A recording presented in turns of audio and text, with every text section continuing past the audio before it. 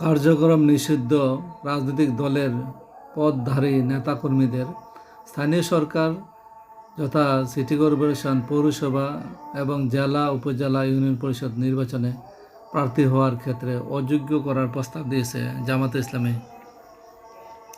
এসব নির্বাচনে প্রস্তাবিত আচরণ বিধিমালায় এমন বিধান যুক্ত করতে নির্বাচন কমিশনকে চিঠি দিয়েছে দলটি। চিঠিতে বলা হয়েছে, সরকার কর্তৃক কার্যক্রম নিষিদ্ধ ঘোষিত কোনো রাজনৈতিক দলের পদধারী বা সক্রিয় নেতাকর্মীকে নির্বাচনে অংশগ্রহণের অযোগ্য ঘোষণা করার বিধান সংযোজন করতে হবে। ইসির কর্মকর্তারা জানান, এ ধরনের সুপারিশ যুক্ত করা হলে আসন্ন স্থানীয় সরকার নির্বাচনে কার্যক্রম নিষিদ্ধ আওয়ামী লীগের নেতা কর্মীরা নির্বাচনে প্রার্থী হতে পারবেন না।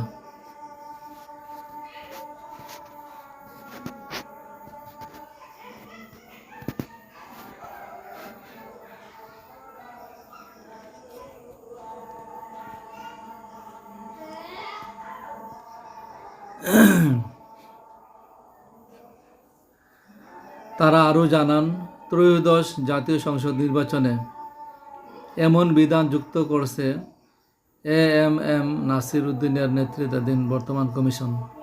ফলে আওয়ামী লীগের নেতাকর্মীরা ওই নির্বাচনে অংশ নিতে পারেননি। অবশ্য স্থানীয় সরকার নির্বাচন নির্দলীয় প্রতীকে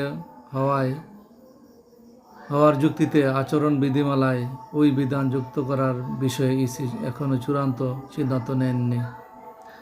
সংশ্লিষ্ট সূত্রে এসব তথ্য জানা গেছে।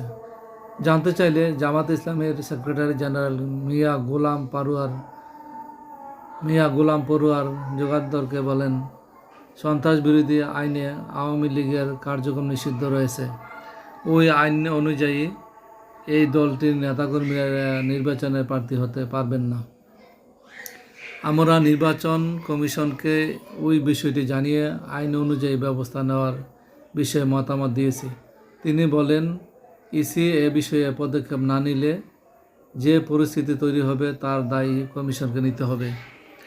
সূত্র আরও জানাচ্ছে, প্রস্তাবিত আচরণ বিধিমালার বিষয়ে বিকল্প ধারা বাংলাদেশ, ইসলামিক ফ্রন্ট বাংলাদেশ খেলাফত মজলিস সহ আরও কয়েকটি দল বিভিন্ন সুপারিশ দিয়েছে। একইভাবে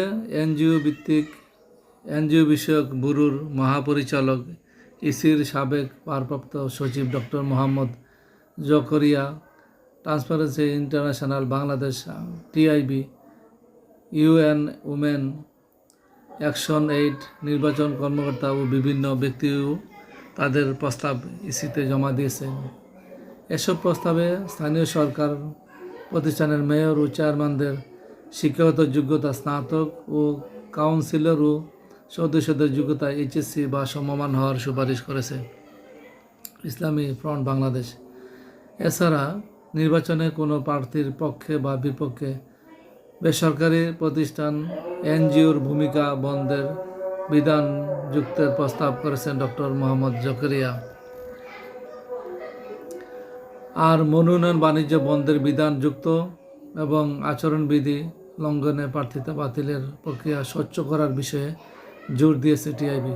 তবে ক্ষমতাসীন বিএনপি এবং জাতীয় নাগরিক পার্টি এনসিপি সহ বেশিরভাগ নিবেদিত রাজনৈতিক দল কোনো সুপারিশ ইসিতে জমা দেননি।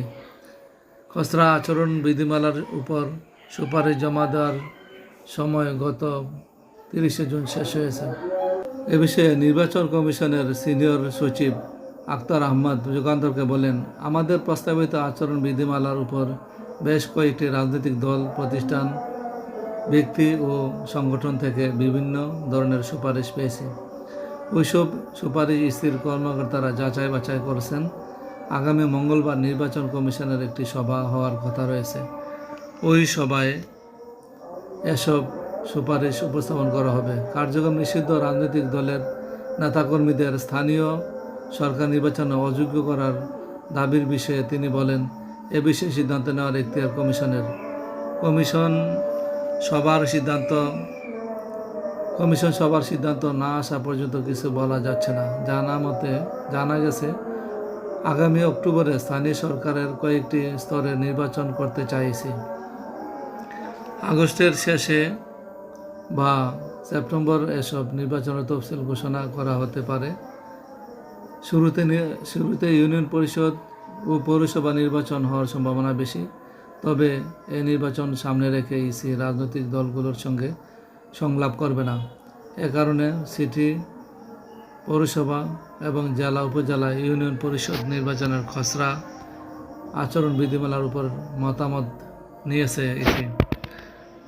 আরও জানা গেছে, জামায়াতে ইসলামী তাদের মতামতে নির্বাচনী প্রচারে প্রধানমন্ত্রী, মন্ত্রী, সংসদ সদস্য সহ গুরুত্বপূর্ণ ব্যক্তিদের প্রভাব বিস্তারে নিষেধাজ্ঞার বিধান আরও স্পষ্ট করার দাবি জানিয়েছে।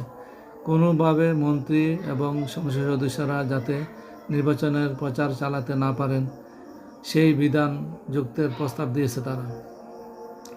প্রায় একই ধরনের দাবি জানিয়েছে বাংলাদেশ খেলাফত মজলিস ও ইসলামী ফ্রন্ট বাংলাদেশ। দল দুটি বলেছে, আচরণ বিধিমালায় যে বিধান রয়েছে তা স্পষ্ট নয়। নির্বাচনের সময়ে মন্ত্রী এবং সংসদ সদস্যরা যাতে নিজ এলাকার অবস্থান না করেন সেই বিষয়ে বিধিনিষেধ আরোপ করতে হবে। ভোটকেন্দ্রে সাংবাদিক ও পর্যবেক্ষকদের নির্বিঘ্ন দায়িত্ব পালনের বিধান রাখারও দাবি জানিয়েছেন জামাত, খেলাফত মজলিস ও ইসলামী ফ্রন্ট।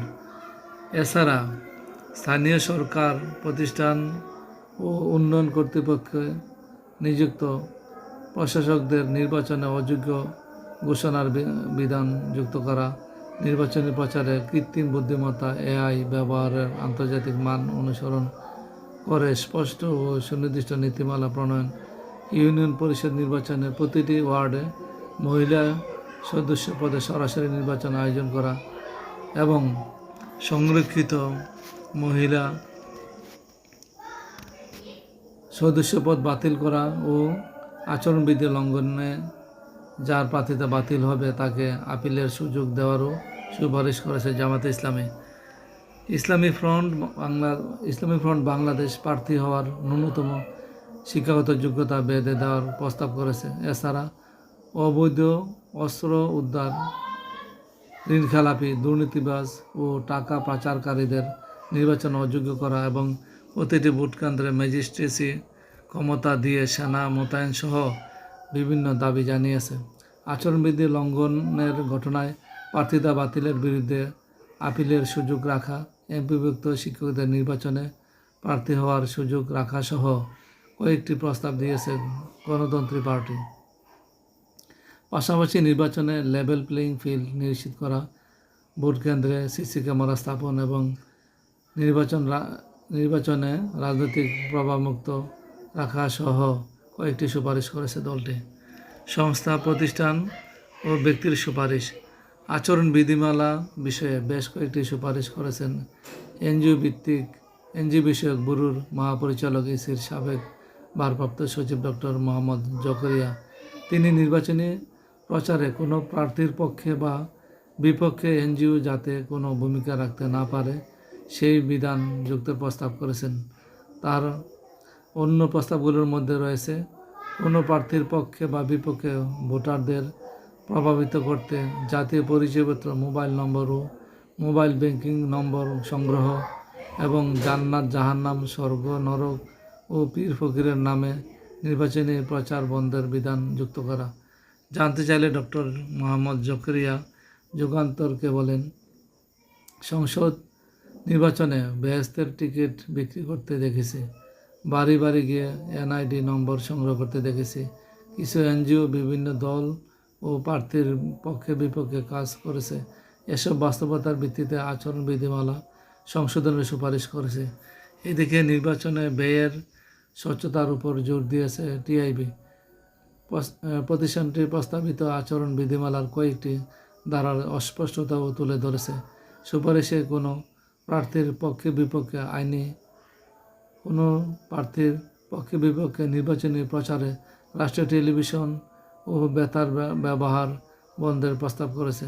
এছাড়া নির্বাচনী ব্যয় মনিটরিং, বিধি লঙ্ঘনের ঘটনায় প্রার্থিতা বাতিল করার প্রক্রিয়ার স্বচ্ছতা নিশ্চিত করা এবং হলফনামার তথ্য যাচাই সহ বিভিন্ন ধরনের সুপারিশ করেছে।